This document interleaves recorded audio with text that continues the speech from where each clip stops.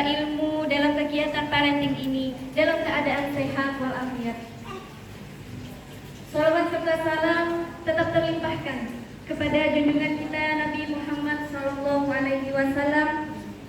yang sudah menuntun kita dari jalan kegelapan hingga jalan yang terang benderang, yakni ad-dinul Islam. Pada pagi ini yang saya hormati Bapak Ibu Wali Murid KBTK Ariska dan yang saya banggakan Bapak Ibu Guru KBTK Ariska. Puji syukur kita haturkan kepada Allah SWT yang telah memberikan rahmat dan karunia-Nya sehingga pada pagi hari ini kita bisa hadir bersama-sama di tempat insya Allah penuh berkah ini dalam keadaan sehat walafiat. Salawat dan salam. Adalah anak-anak yang tidak tuntas motorik dikhawatirkan akan kurang bisa lama dalam belajar.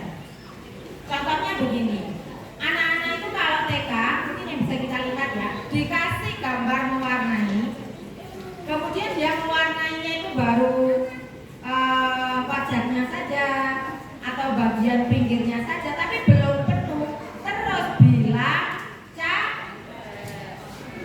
tapi kemudian setelah dia bilang capek itu dia bisa lari-lari, dia bisa main HP dengan sangat lama, begitu ya. Nah, inilah yang disebut dengan tahan lama dalam belajar. Nah, Bapak dan Ibu sekalian, kami para praktisi pendidikan, misalnya nih, ketika anak-anak itu sudah mulai sekolah SD, SMP atau SMA, itu mengalami keluhan ini, gitu ya. Dikasih PR soal matematika 10, begitu ya. Kemudian baru 2-3 soal mengerjakan, bakti dari tempat duduknya. Tuk tuk tuk tuk tuk, buka kulkas Bu, buka tudung saji di meja makan.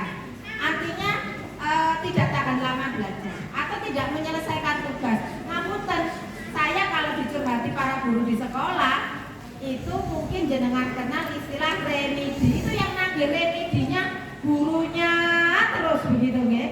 Jadi anak-anak itu tidak menyelesaikan tugasnya sampai tuntas. Nah, ini kami kalau sudah datang anak-anak yang bermasalah belajar seperti ini, yang kami lakukan pertama kali adalah mereview, melihat ke belakang apakah anak ini tidak tuntas motorik dalam riwayatnya. Masaknya boleh libur, tapi menentukan menu masakannya boleh libur. Boleh kali Bu. Soalnya Bu, bapak-bapak kalau ditanya, kita mau libur mengambil menu, mengambil keputusan tentang menu masakan. Pak, besok masak apa? Besok makan apa? Jawabnya apa? Sembarang. Jawabnya apa saja? Terserah.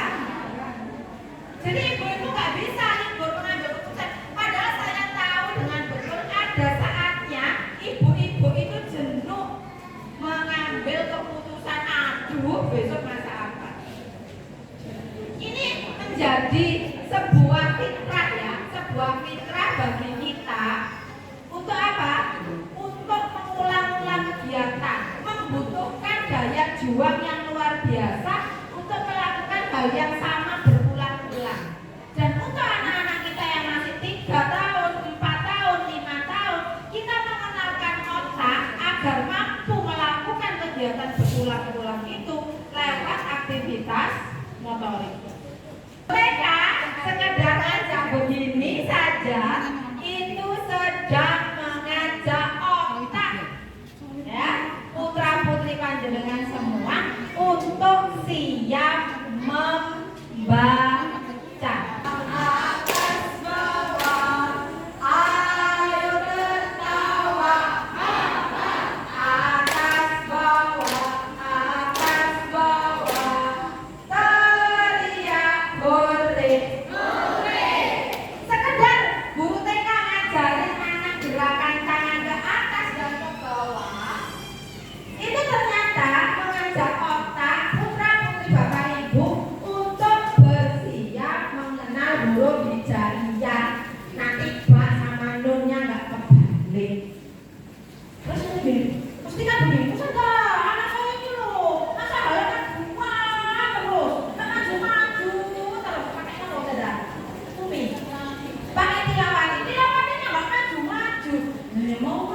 di mana gitu ya, persepsi arah belum. Allah tekan normalnya anak-anak itu akan matang persepsi itunya, persepsi kanan kiri atas bawah, persepsi arahnya itu akan matang di usia sekitar 7 tahunan.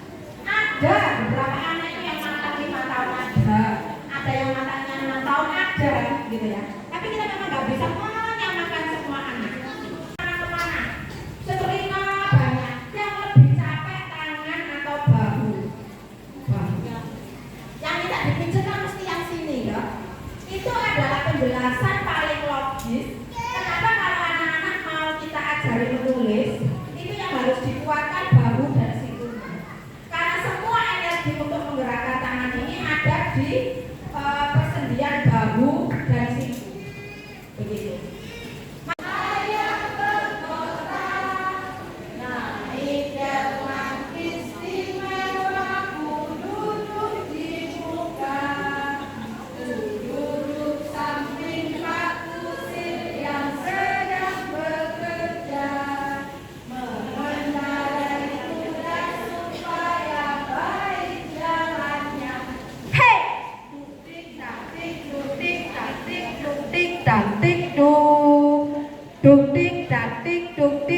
Suara sepatu kuda lebih cepat.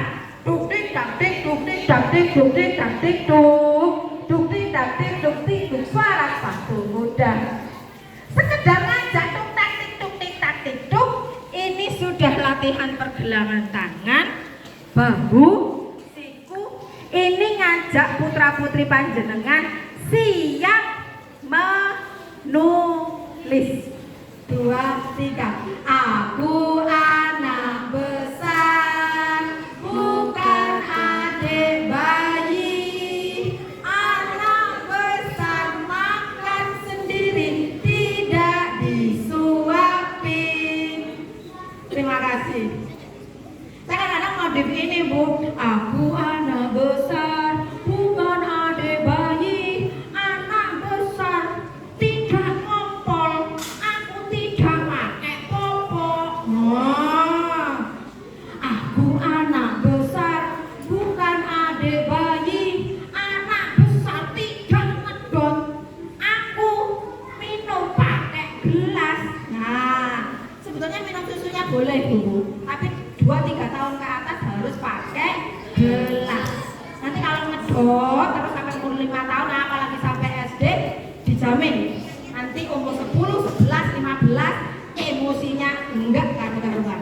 Swing, wamuan, 2 peran, 2 tahan. Wah, panjang. Ceritanya ada di buku tugas kemandirian. Oh, bukan ini ya, tugas motorik Ustazah, ngapunten nggih. Next Ustazah. Yang ukurannya paling gampang, datang ke psikolog, tes IQ, keluar angka, tahu kita anak ini cerdas atau tidak. Begini, kecerdasan intelektualitas itu dipengaruhi oleh kapasitas otak untuk berpikir. Kapasitas otak untuk berpikir dipengaruhi oleh gizi yang masuk. Sepakat ya Pak ya? Sepakat. Cuman masalah gizi ini fenomenanya agak unik gitu ya. Ternyata tidak secara rasional kita tahu kalau ekonomi kita bagus, kita punya peluang untuk memberikan gizi yang lebih baik kalau ekonomi kita kurang. Nyatanya betul, tapi ada catatan. Catatannya begini Pak. Catatannya kembali kepada gaya hidup. Dilihat macam apa ini 16 tahun ini, ya? Oh, gemes saya ini, Bu. Belum lagi ngomong tuntas emosi. Jenengan tahu waktu tes IQ yang logika itu ada satu pertanyaan di tes IQ itu begini. Kan tes IQ banyak nih. Saya pakai beberapa metode karena nggak yakin ya kok bisa yang 130 ini jadi 80 itu hilang kemana.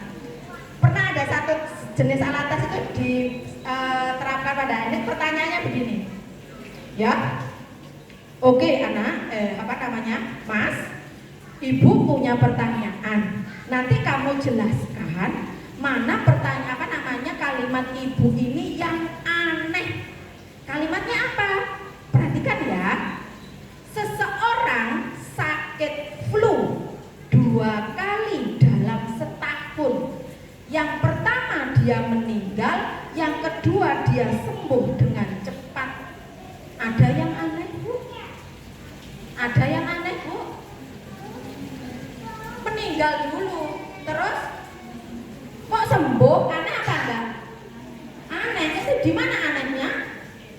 Yang meninggal ya meninggal, masa habis meninggal ya nggak ada cerita lagi gitu ya? Dia bilang nggak ada yang aneh. Lah wong IQ 120 sekian tadi loh kemana gitu loh?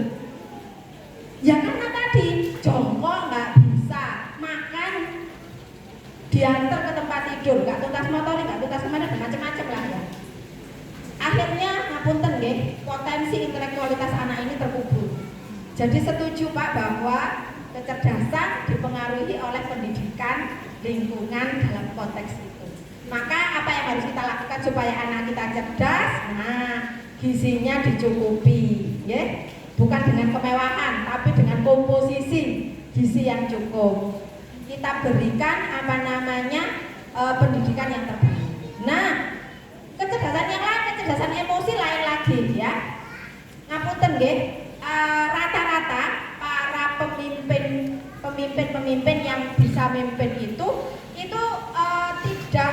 tidak selalu harus orang yang IQ-nya tinggi, tapi wajib pemimpin itu punya kecerdasan emosi yang bagus, yang baik, yang tuntas. Nah, kalau kecerdasan emosi dipengaruhi oleh apa? Apakah kecerdasan emosi yang bernama empati, bisa dipercaya, jujur gitu ya? Apakah itu dipengaruhi oleh gizi? Ya tidak lah ya. Apakah dipengaruhi oleh warisan orang tua? Kalau orang tuanya empati, kalau orang tuanya rajin, orang tuanya disiplin, anaknya otomatis disiplin? Enggak juga. Jadi satu-satunya jawaban kalau kita bicara kecerdasannya emosi, perannya adalah lingkungan. Satu, belajar dari orang tuanya di rumah. Dua, belajar apa yang dia pelajari dari lingkungan pergaulan. Sangat mempengaruhi kepribadian seseorang. Ngaten Pak, mudah-mudahan semangat. Ilmu yang kita dapatkan pada pagi hari ini bisa bermanfaat bagi kehidupan kita sehari-hari. Amin. Saya mewakili seluruh ibu guru yang bertugas menyampaikan permohonan maaf apabila